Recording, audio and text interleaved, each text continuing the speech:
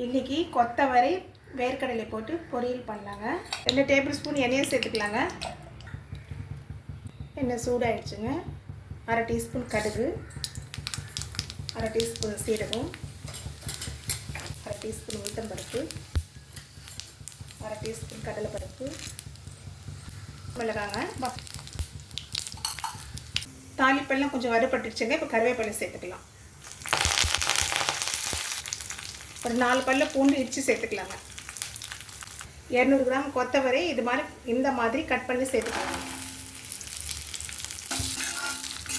1 நிமிஷம் வதக்கி விட்டுக்கலாங்க. தேவையான அளவு உப்பு சேர்த்துக்கலாங்க. சால்ட்டு ஒரு 1/4 டீஸ்பூன் மஞ்சளுங்க. 1 செகண்ட் வதக்கி விட்டுட்டு கொஞ்சமாக தண்ணி தெளித்து மூடி போட்டு வேக வச்சுக்கலாங்க.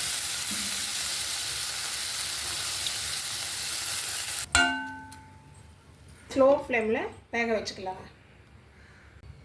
2 டேபிள் ஸ்பூன் வேர்க்கடலை, 2 காஞ்சி மிளகாய் கிள்ளி போட்டு வறுத்துக்கலாங்க.